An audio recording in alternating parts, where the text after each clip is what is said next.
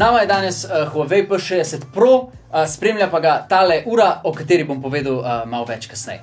Tekstura, ki jo vidite na zadnji strani, je matirana. Huawei jo je poimenoval biserno bela, meni zgleda bolj kot neka freska. Dobite pa telefon tudi v črni mat barvi. Robovi so kovinskega finiša, na spodnji strani klasična pozicija za zvočnik, USB-C za polnjenje in prenos podatkov in pa predal za SIM kartico. Na sprednji strani klasičen izrez za kamero v letu 2023, mala luknjica, LTPO ekran z 120 Hz osveževanjem zaslona. Kamera modul na P60 Pro ima 3 kamere in je za moje pojme kar unikaten. Zgleda kot taka mala kamerca. A ja, lahko da vam je všeč, lahko da vam ni, ekran je na straneh zaobljen. V P60 Proju se skriva Snapdragon 8 Gen 1 procesor, tokrat v 4G varianti, 8 GB RAM-a in pa 256 GB shranjevalnega prostora. Operacijski vmesnik je EMUI 13.1, ki temelji na Androidu 12. Znotraj naprave najdemo 4815 mAh baterijo, ki pa se polni 88 W žično in pa 50 W brezžično. Kar se v praksi prevede v to, da se vam mobitel napolne do 50% v zgolj 10 minutah. V preteklosti sem imel s Huawei telefoni mešane občutke, tokrat se mi zdijo stvari veliko izboljšane, sploh ko pride do App Galleryja, ker lahko iz App Galleryja zloadate neke druge App Galleryje in dobite tudi vse uradno nepodprte aplikacije. Govorimo seveda o Googlu, Instagramu in ostalih. Sem pa doživel eno novo težavico in sicer gre za tale drugač super feature, da z členkom lahko zajemate zaslon, ampak se mi je zgodil prepogosto, da je v bistvu tudi moj prst, ki sem hotel menjati med domačimi zasloni, zaznal kot to, da jaz hočem narediti screenshot, ni glih najboljša izkušnja.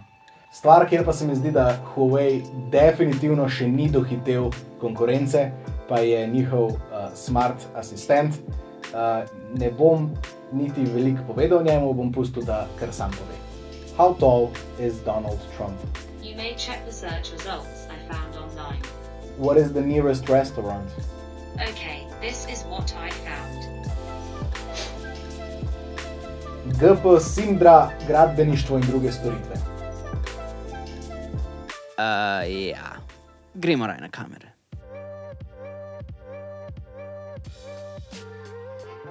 Že na papirju je P60 Pro kamera na vrhu trenutne mobilne smetane, v praksi pa vse 3 kamere dostavljajo res impresivne fotografije.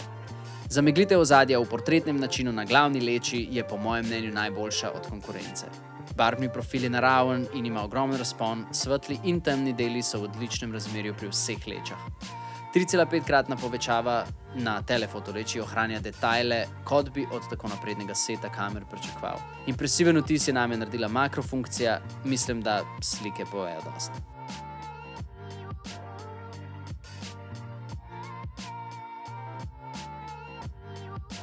Ultraširoka varianta pa je v primerjavi z drugima dvema najšibkejša, tudi v megapikslih, vendar v primerjavi s trgom zadovoljuje potrebe vsakega nadobudnega fotografa. Overall se mi zdi, da letošnja verzija predstavnika Huaweiove Pro linije presega vsa pričakovanja. Zdaj pa iz roke na roko, kjer je Huawei Watch Ultimate. To je pametna ura za vse, ki ste aktivni, naj bo to hoja v hribe, plavanje, športi v vodi in celo potapljanje. Vsebuje mnogo funkcij, kot so barometer, merjenje srčnega utripa, merjenje kisika v krvi, EKG in mnogo več. Baterija je crazy.